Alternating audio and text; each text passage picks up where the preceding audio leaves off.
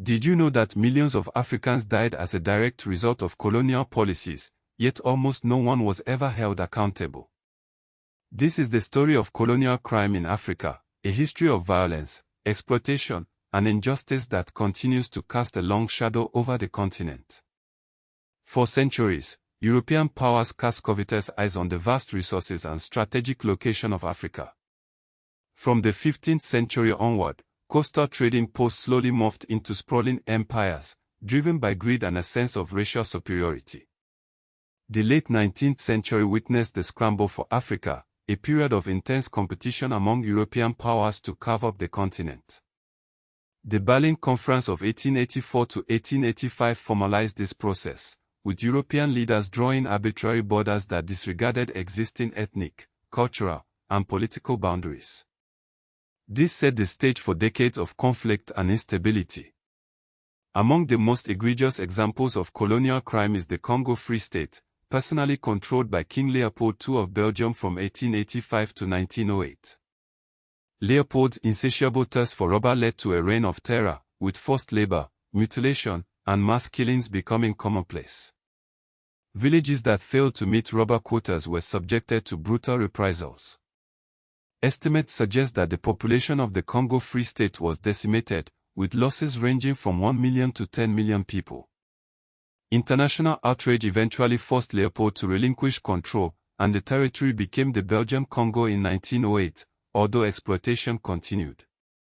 In German Southwest Africa, now Namibia, German forces carried out a genocide against the Herero and Nama people. In 1904, the Herero rose up against German rule, but their rebellion was met with extreme brutality. General Lothar von Trotha issued an extermination order, and the Herero were driven into the desert to die of thirst and starvation. Those who survived were forced into concentration camps, where they faced disease, malnutrition, and forced labor. The Nama, who also resisted German rule, suffered a similar fate. It is estimated that up to 80% of the Herero population and half of the Nama population perished during this genocide. The Mau Mau uprising in Kenya during the 1950s was another episode of colonial violence. The British declared a state of emergency in 1952 and launched a brutal counterinsurgency campaign.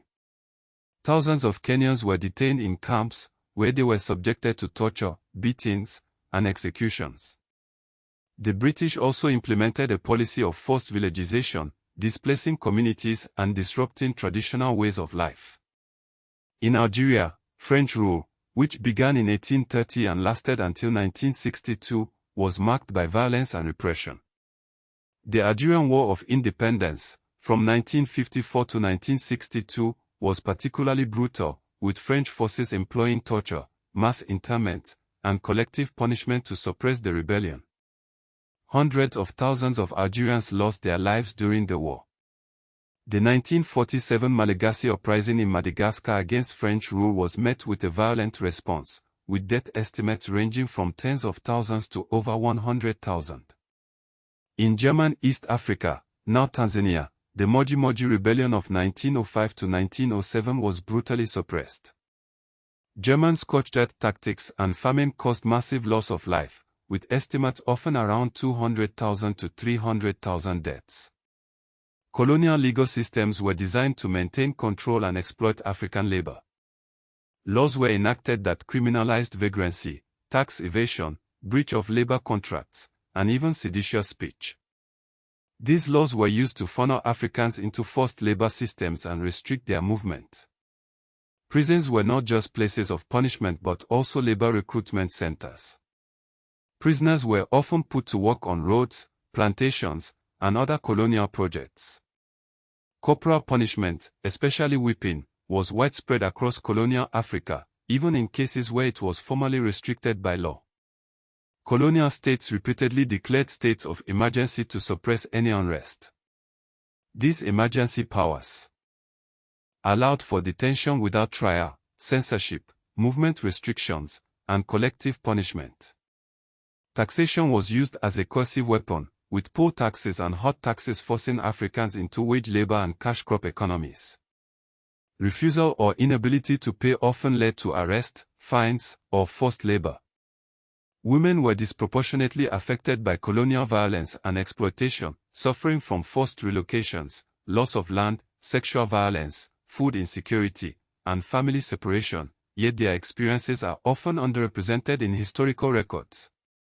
It's important to remember that pre-colonial Africa had sophisticated legal and judicial systems. Colonial propaganda often falsely portrayed Africa as lawless to justify intervention.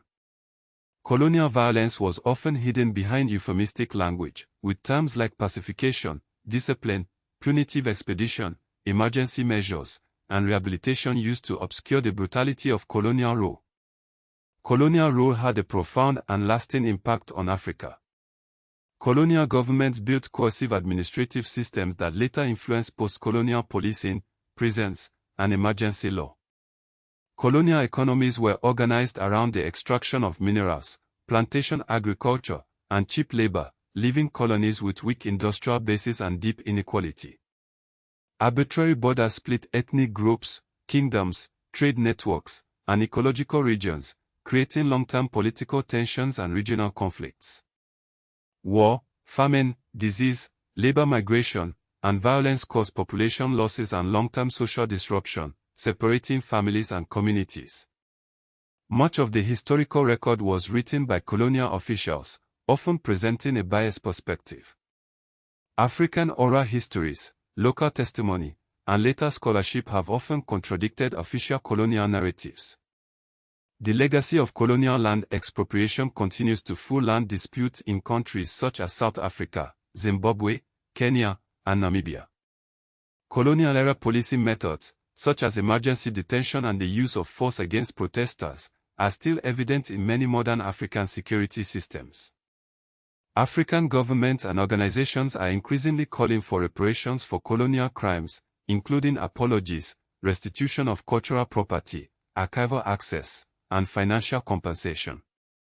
Debates over statues, museums, street names, and school curricula related to colonial figures continue in countries such as South Africa and Belgium. Some former colonial powers have issued partial acknowledgements of wrongdoing, but few have accepted full legal liability for colonial crimes. The issue remains active in diplomacy, litigation, and education reform. Determining the exact death tolls for colonial atrocities is often challenging due to poor record-keeping and deliberate obfuscation. The scale of death in the Congo Free State, in particular, is subject to ongoing debate.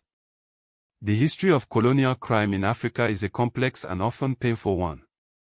It is a story of exploitation, violence, and injustice that continues to shape the continent today. By confronting this history, we can begin to understand the challenges facing Africa and work towards a more just and equitable future.